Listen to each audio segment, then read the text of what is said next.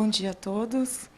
Eu vou entrar agora na segunda parte do relatório, que é com relação ao cálculo do potencial de redução de emissões da Amazônia Legal. Antes de mostrar os cálculos, a gente sabe que o Plano ABC ele tem uma meta de 133 a 166 milhões de toneladas de CO2 equivalente até 2020. Para os cálculos, como são cálculos inéditos, o Observatório ABC está trazendo essas contas, né, esses cálculos por finalidade de investimento pela primeira vez na Amazônia Legal. A gente procurou seguir os fatores de emissão, vários parâmetros que o Plano ABC também traz, como emissão por fermentação entérica, dose de adubo nitrogenado no solo. A gente procurou seguir os mesmos parâmetros do Plano ABC para poder comparar com o plano posteriormente. A gente procurou sempre utilizar dados publicados na literatura, em artigo científico, principalmente estoque de carbono no solo. A gente não inventou nenhum estoque, nada. A gente usou sempre dados já publicados. A gente procurou também utilizar a linha de base do Plano ABC, feita pela Embrapa. A Embrapa rodou por 2 anos no Brasil, por todos os biomas, coletando o solo em várias propriedades. Esses dados estão com o Ministério da Agricultura, com várias instituições, e principalmente o estoque de carbono de pastagem degradada para pastagem recuperada e pastagem degradada para sistema integrado, como ILP, ILPF e SAFs. A gente utilizou a linha de base do próprio Plano ABC. Bom, esses são os habeas corpus, como o Mário diz, dos nossos cálculos. Enfim, todos os cálculos, parâmetros utilizados, vocês podem encontrar no relatório completo. No sumário executivo, a gente traz só as tabelas resumo, mas no relatório que está no site já do Observatório ABC, tem todos os cálculos detalhados. Então, aqui a gente tem o potencial de mitigação na Amazônia Legal por finalidade de investimento. A gente observa que o potencial da Amazônia Legal ela é extremamente elevado, ele vai muito além das metas do Plano ABC. Lógico, a gente entende que, na época que o Plano ABC foi desenhado, em 2009, 2008, vários artigos, trabalhos científicos ainda não estavam publicados. Então, elas são metas mais tímidas, mesmo porque, na época, não existia uma base de dados como existe hoje. Em 5 anos foram publicadas muitas coisas, inclusive a linha de base mesmo do Plano ABC deu muito subsídio para essas contas. Então, a gente pode observar que o potencial da Amazônia Legal chega a 40 milhões de toneladas de CO2 equivalente ano, com destaque para as tecnologias de recuperação de pasto, sistemas integrados e plantio direto. Como que a gente fez isso, né?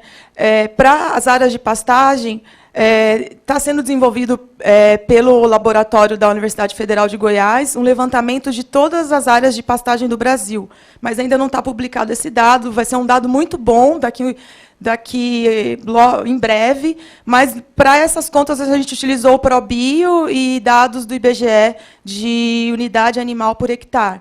Então, aquelas pastagens, a gente considerou uma linha de corte de 0,7 unidade animal por hectare.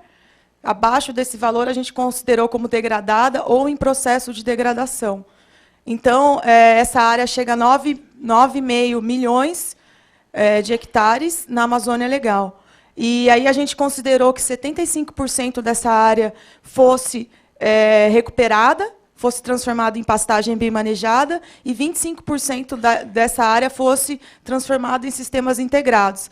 A gente levou em consideração a própria porcentagem de contratos do ABC. Cerca de 75% a 80% dos contratos do programa ABC vai para a recuperação de pastagem. Então, a gente procurou seguir essa mesma lógica.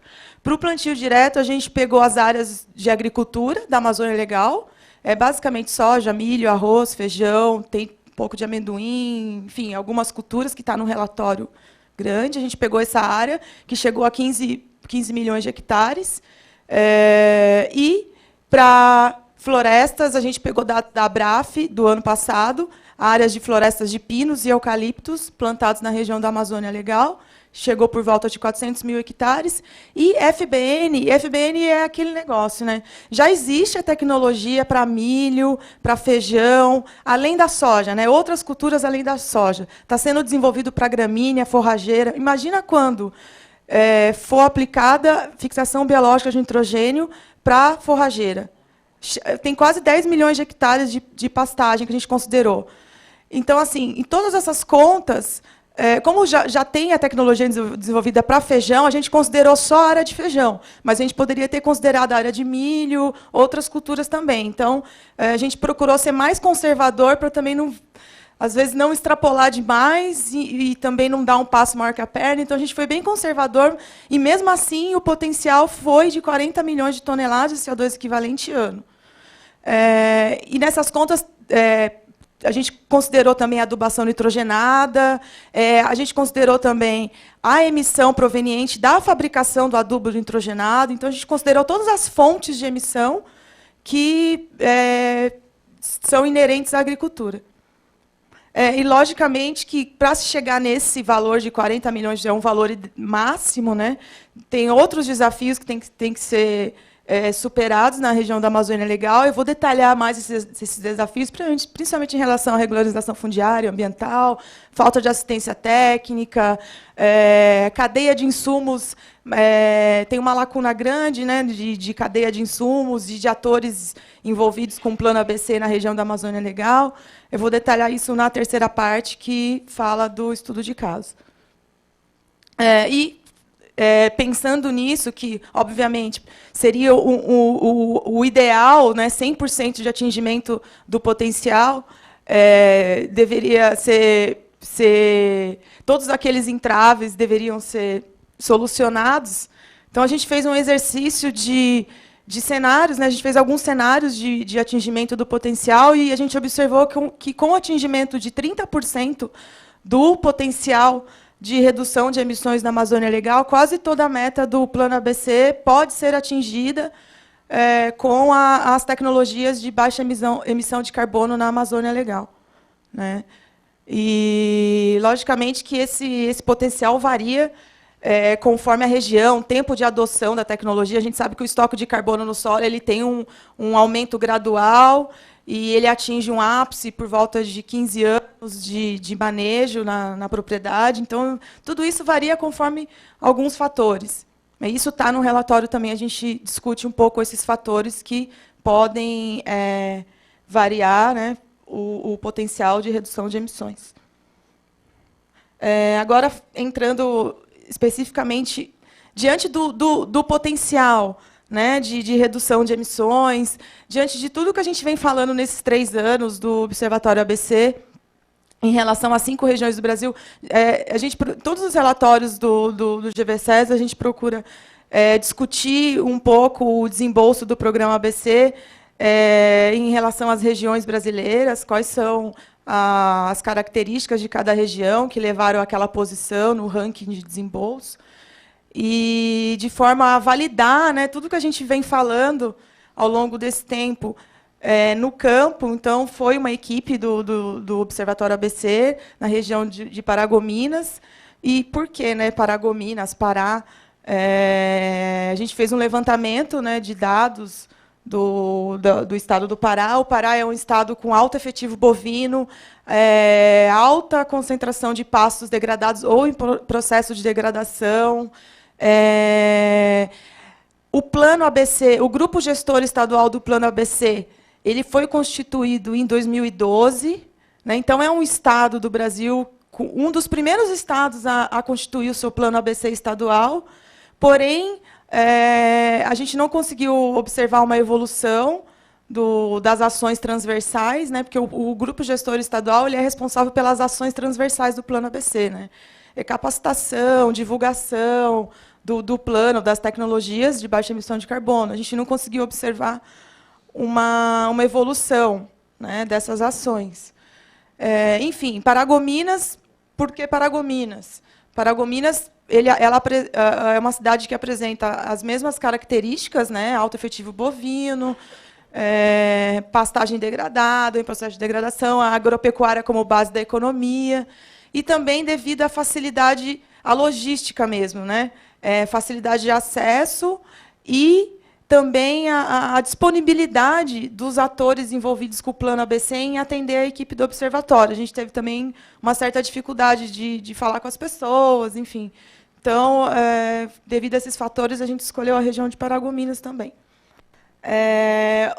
A metodologia do estudo de caso foi basicamente entrevistas, principalmente produtores rurais, agentes financeiros. A gente entrevistou o Banco do Brasil, a Superintendência Regional, em Belém, do Banco do Brasil. A gente falou com bancos cooperativos e... Será que eu estou esquecendo de algum? Acho que não. A gente falou com o terceiro setor também e com produtores rurais, principalmente pelo Sindicato dos Produtores Rurais de Paragominas. Os outros atores envolvidos com o Plano ABC na região, principalmente linkado ao crédito, a gente consultou via telefone, a gente utilizou material disponível em sites, a gente tentou utilizar também material dos outros atores envolvidos. E o principal objetivo do estudo de caso, como o Mário já falou, a Nelise já falou, é validar aquelas informações que a gente vem elencando ao longo dos relatórios e sugerir uma lista de recomendações para o avanço do programa ABC na região. Como a Nelise falou, a região norte é uma região ainda tímida no desembolso na contratação do programa ABC, é uma região que sempre está em quarto lugar no ranking. E, como a gente viu, o potencial de mitigação, de redução de emissões da região é imenso. E o potencial de avanço das tecnologias também.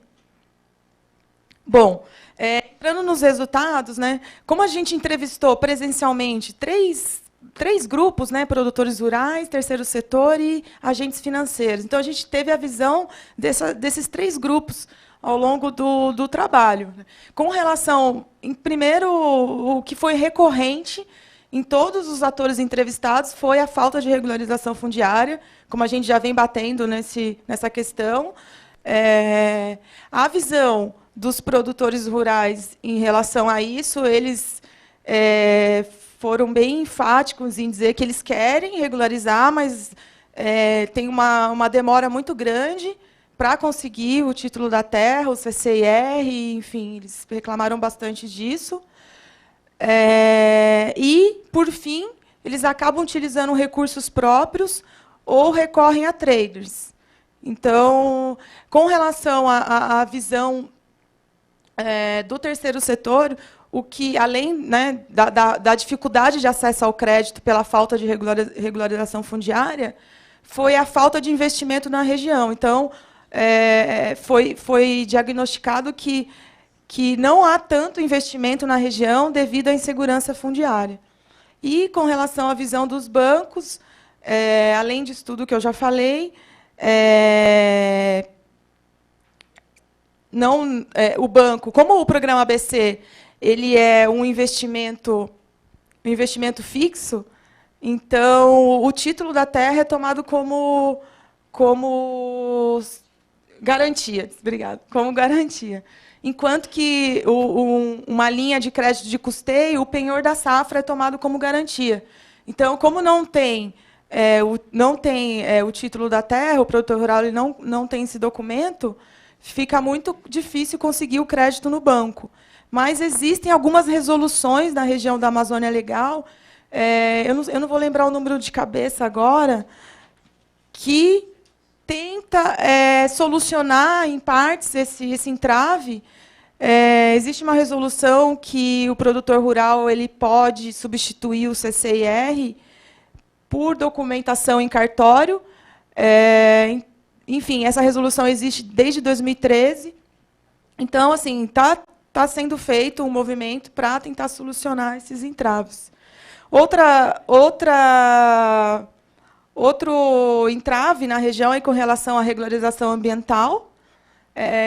Os três grupos de atores entrevistados tocaram nesse assunto, mas foi falado que esse entrave está sendo solucionado principalmente no Pará, com a evolução do CAR, do Cadastro Ambiental Rural.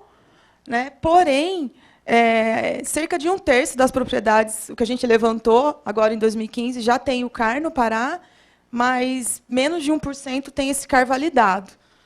Então, isso é uma outra discussão, né, na verdade. Mas isso foi levantado por eles também. Com relação... um dos principais entraves também para se conseguir o crédito do programa ABC é com relação à assistência técnica. Com relação à visão dos bancos, o que a gente percebeu foi que os projetos que são enviados para se conseguir o crédito, muitas vezes não se enquadram nos objetivos do programa ABC, eles são recusados.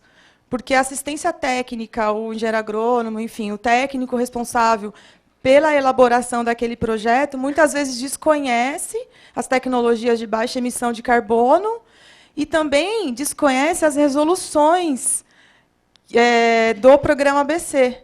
Então, o número que a gente obteve lá foi que cerca de 70% dos projetos enviados para o banco são reprovados. Então, aí volta para o começo da fila, enfim. E aí há uma desconexão entre o calendário rural e o calendário financeiro. Quando o dinheiro sai, já teve o preparo do solo, enfim, tem essa desconexão, essa falta de sinergia entre os calendários. E com relação à visão do produtor rural, o que foi levantado é que, sem assistência técnica, ele recebe o dinheiro para recuperar o pasto, por exemplo, mas ele não tem um acompanhamento da assistência, então aquele pasto volta a ficar degradado em curto espaço de tempo. Outra questão que foi levantada pelos produtores rurais foi a baixa atuação do grupo gestor estadual do Plano ABC.